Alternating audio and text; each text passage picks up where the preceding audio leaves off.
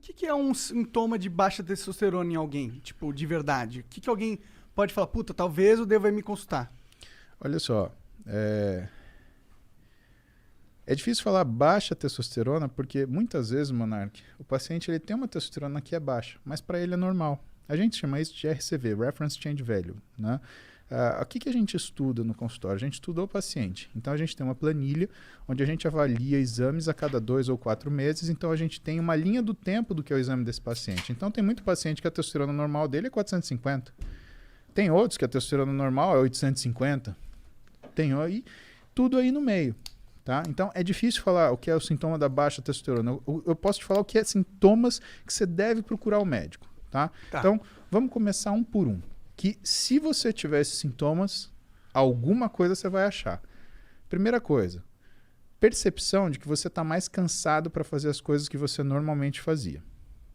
Essa percepção de mais cansado, ela pode se manifestar de duas formas. Primeiro, uma sensibilidade maior ao esforço, ou seja, você faz um esforço menor e você se sente mais incapaz de lidar com ele. Segundo, uma incapacidade de continuar funcionando em um meio de esforço. Antes você sentia o cansaço e conseguia seguir adiante. Hoje você não consegue mais. Terceira coisa, você pode ter alterações do que é a sua percepção de fome e saciedade. São coisas diferentes. Fome, quero comer. Saciedade, consigo parar de comer quando eu quero. Capacidade anorexígena, capacidade de não comer. Normalmente, esses estados de cansaço, eles fazem com que o teu corpo interprete que existe uma necessidade de energia. Então, você começa a perder o controle da sua capacidade de se alimentar. Isso é um sinal que tem alguma coisa errada com você, porque isso já é um controle central, é um controle neurológico. A gente tem sistemas muito delicados que cuidam disso. Interessante. E você tem que ser capaz de parar de comer quando você começa e você tem que ser capaz de não comer quando você não quer. Só que não comer quando você não quer já é uma coisa que demora mais para você perder. Que é a primeira coisa que a gente perde a capacidade de parar de comer quando a gente começa.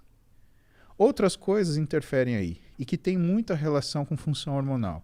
Né? Não só de testosterona, hormônios sexuais, mas tem função, o estradiol também conta nisso, mas tem função, por exemplo, tireoide. Né? A tireoide ela dá uma sensação de tão baixa energia que o sujeito, um dos sintomas se chama sugar craving. Né? A pessoa precisa de açúcar. Por que ela precisa desse açúcar? Porque toda vez que você come um açúcar simples, e fique atento se você tem essa sensação, principalmente se você come açúcar e de repente você tem um ânimo que aparece do nada. Toda vez que você come açúcar, você transforma uma grande quantidade de T4, que é um hormônio estocado, em T3, que é o hormônio ativo. E essa transformação, ela te dá uma disposição. Isso é uma coisa que... Isso acontece comigo, hein? Sim, isso que eu ia falar. Às vezes em quando eu falo, nossa, preciso de um doce, do mano. nada, caralho, preciso de comer um doce. Mas você percebe que preciso de um doce não é uma coisa real? O real é, preciso de comida? Por que eu não preciso de um churrasco? Porque o churrasco não vai dar aquela sensação de... Exatamente. Então, o que está acontecendo? Por que tem essa sensação de... é isso que é o lance. Entendeu. Outra coisa, variação do paladar. A gente tem uma necessidade de comer algumas coisas que necessariamente o nosso cérebro eles meio que sente falta disso. Tem um nome muito engraçado, vocês vão rir, chama pica gravídica. Sabia que vocês vão rir. Pica gravídica. Não tem como não rir, né? Não Porra. tem. Né? Os dois são bons, tá e é um ligado? nome que uma parte complementa a outra, né? Que faz sentido, né? Mas, por exemplo, é aquela história de mulher grávida ter vontade de comer tijolo, cabo de vassoura, né? Por que é isso? Isso daí é uma alteração, não deixa de ser uma alteração nutricional e que muitas vezes tem relação com alguma função metabólica que não está organizada. Sensação de mal-estar depois que você come, aquela sensação que você fala, nossa, agora eu queria um caixão para morrer e ressuscitar, né? Isso também é um mau sinal. E eu acho que eu preciso me consultar com você, cara. Cara, tudo isso que você tá falando aí, tirando o lance do açúcar, porque eu não sou muito chegado, não. Mas o lance de...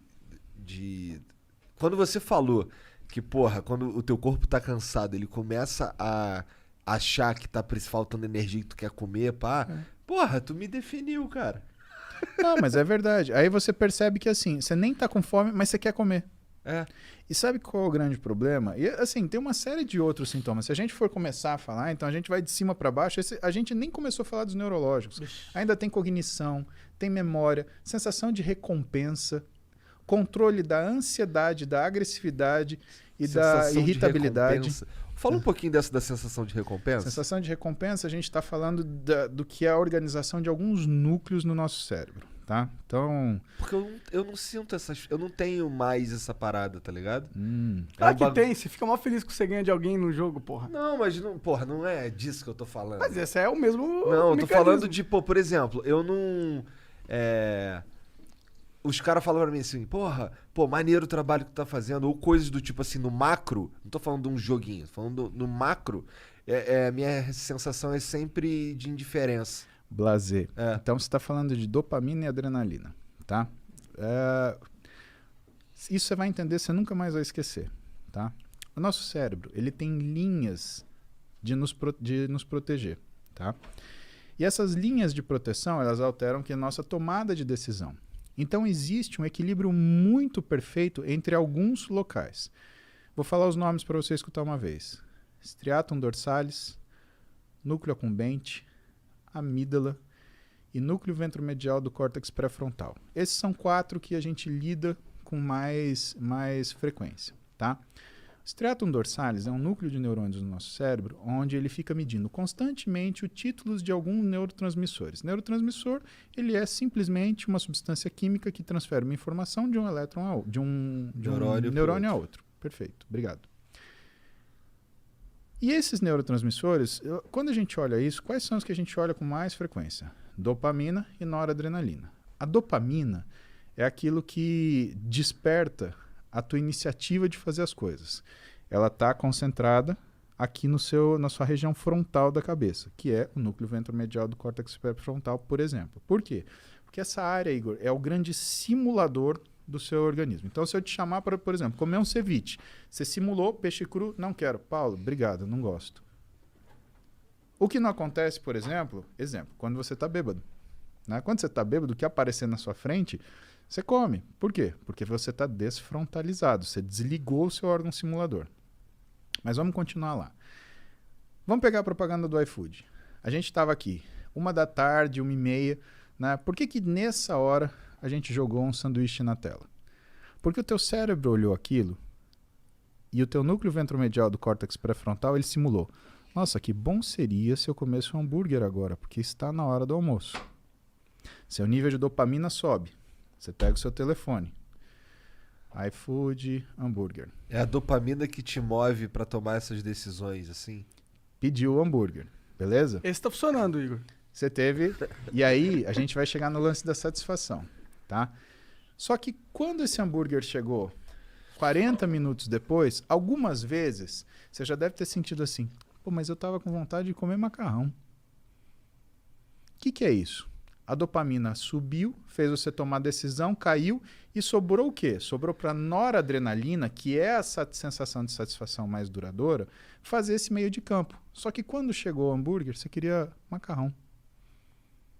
Muitas vezes a gente não sente essa satisfação porque existe uma incoerência entre o ato feito e o resultado dele. Guarda isso numa caixinha. Vamos voltar para o striatum dorsalis. Ele está medindo dopamina, noradrenalina. Pá, pá, pá, pá, pá, pá, pá, pá. Ele fala para o nosso núcleo accumbente o que está acontecendo. Ó, o título está assim. E o nosso núcleo accumbente, ele interpreta. Tô bem, tô mal.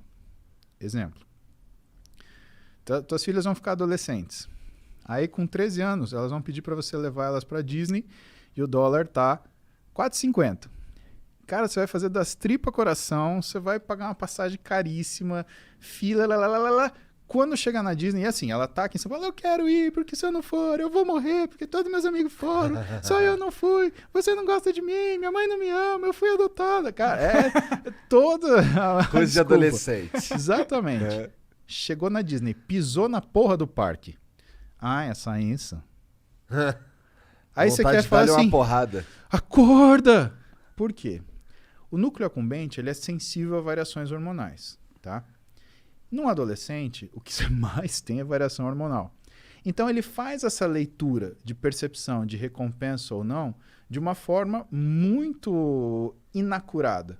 Por isso que é difícil você ver um adolescente que está 100% equilibrado o tempo inteiro, né? Ele está escutando uma música de corno lá, sofrendo, ou então ele tá, sei lá, dando heavy pulo, alucinado, né?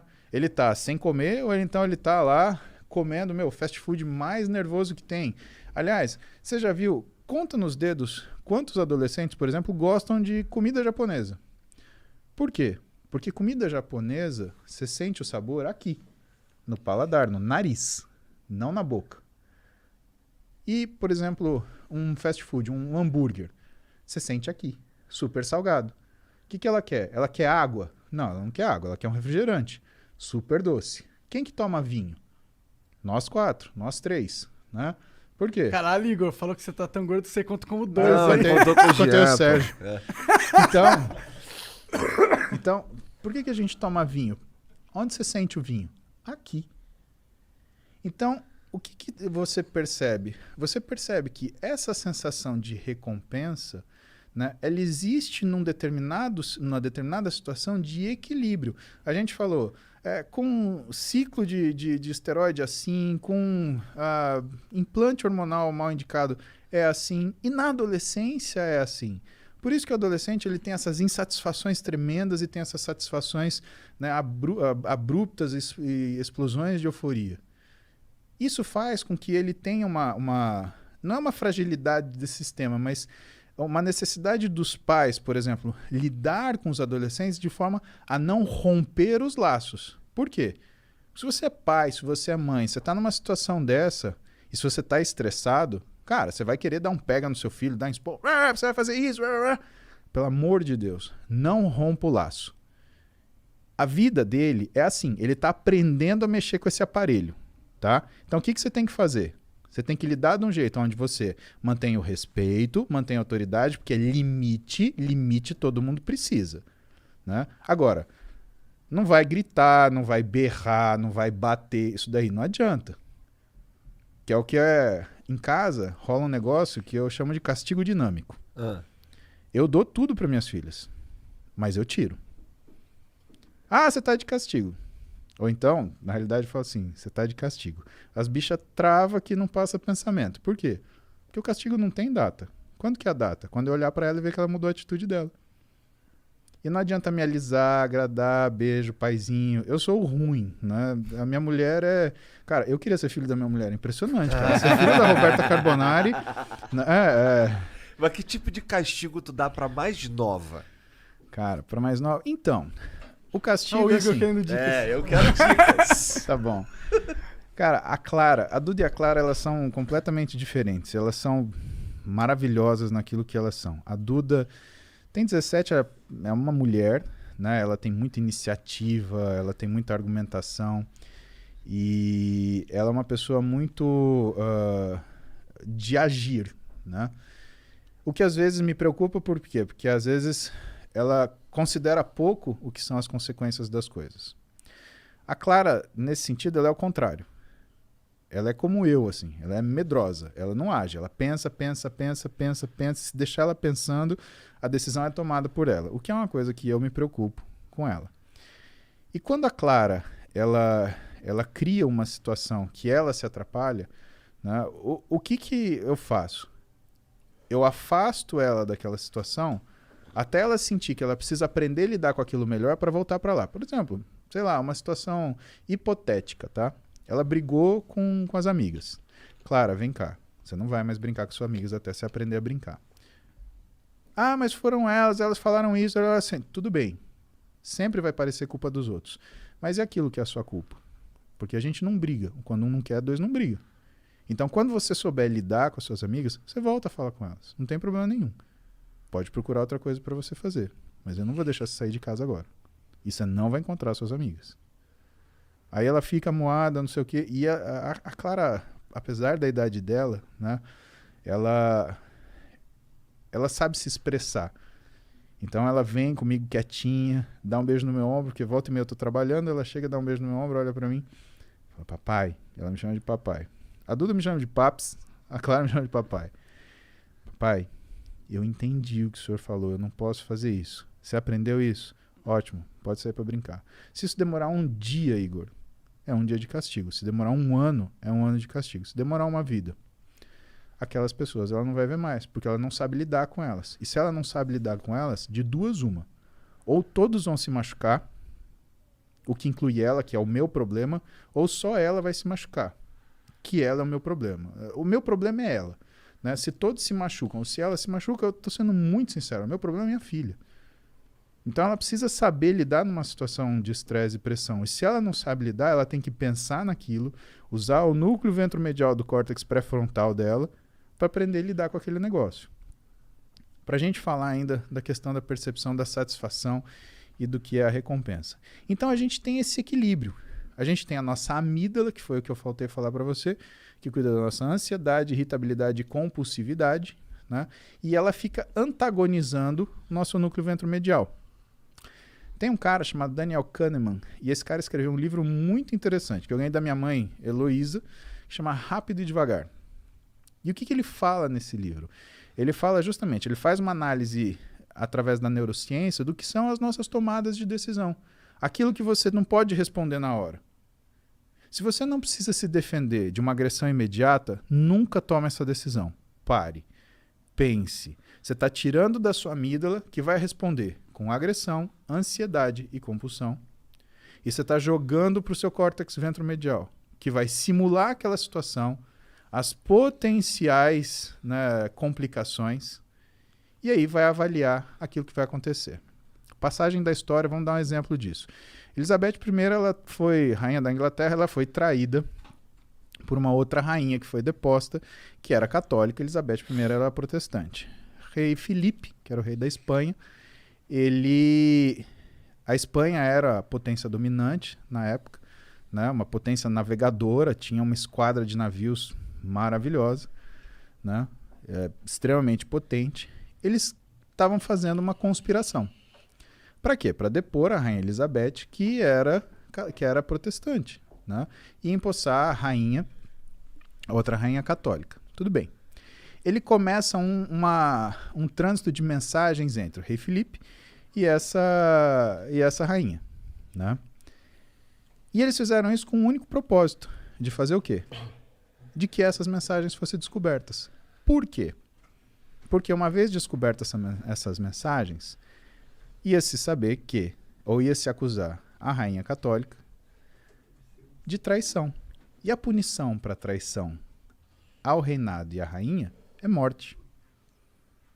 Rainha Elizabeth, seguindo o que era o conselho dos seus conselheiros, condenou a rainha católica à morte e cortou-lhe a cabeça. Rei Filipe fez o quê? Você matou ou ordenou o assassinato de uma rainha católica. Isso, pela lei do papado, é contra o princípio do seu reinado. A gente vai fazer guerra com você. E ele entendeu isso como uma declaração de guerra. Se ela tivesse parado um minuto para pensar e falar assim, esses caras querem que eu mate essa mulher, ela nunca ia ter feito isso. Bom, o que aconteceu na história? Essa história, né, eu não lembro o nome da batalha, mas o fato é que a esquadra espanhola foi em direção à Inglaterra, teve uma tempestade descomunal, afundou a esquadra espanhola e só por isso que a Inglaterra não passou para o domínio da Espanha e se tornou novamente católica à frente dessa rainha que eu não lembro o nome. E por isso que a rainha Elizabeth ela permaneceu. Caramba. Mas isso é um exemplo na história disso. Sorte aí. Quem dá cu da sorte. Exatamente. E é aquela história. E aí você para pensar. Cara, vale a pena você parar 2 minutos para você pensar no que você vai fazer? É. Vale. Quanto isso tempo... mudou um pouco a minha vida, cara. Esse lance de pensar antes, tá ligado? Porque, porra, eu já fui um cara difícil de lidar, tá ligado? Que tudo respondia que assim, sem pensar muito. E depois que a merda tava feita, eu, caralho, fiz merda. Igor, ninguém é fácil de lidar. Só a gente é fácil de lidar. Você já parou pra pensar que você pode olhar pra você ontem que é uma coisa desleal com você e falar que você era um cara difícil de lidar. Por que é desleal com você? Porque você tá olhando para um Igor de 15 anos, 20 anos, a partir da visão de um Igor de 30 e tantos. Quantos anos você tem? 36. Desculpa. Você tá olhando para você 18 anos atrás com a visão do Igor de 36. Faz isso, cara. Isso é culpa. Isso é ruim. Isso te machuca. Porque ninguém é fácil de lidar. Tem gente que finge ser fácil de lidar. Mas ninguém é. Todas as pessoas querem o que elas querem, do jeito que elas querem, na hora que elas querem. E se elas não têm isso, as que são mais... como fala? As que são mais ardilosas, elas criam mecanismos para chegar nessa situação. As que são mais impulsivas, elas querem tomar aquilo na briga, que não tem um jeito certo e errado. Aquilo são formas. Né? Você não consegue qualificar isso. Né? Então, o que faz a gente, na verdade, observar isso é um amadurecimento que você foi submetido. Você foi obrigado a pensar 2 vezes. Todos nós tivemos situações onde nós fomos viscerais e fomos, né, extremamente agressivos. A questão é, o que custou para a gente mudar? Pensa no que você passou de vida, o que você enfrentou, as coisas, os nãos que você levou. Cara, isso é um assunto legal porque isso eu acho que vem muito de encontro daquilo que é você se conhecer. Né? A história do Rain, né? Reconhecer, aceitar, investigar e não identificar. Você foi. Né? Você não tem culpa por causa disso. Todo mundo é assim. Caralho, agora eu tô me sentindo bem. Olha lá. Que bom. Antes eu tava me sentindo merda. Por isso que ele é um médico, né? Que bom, meu.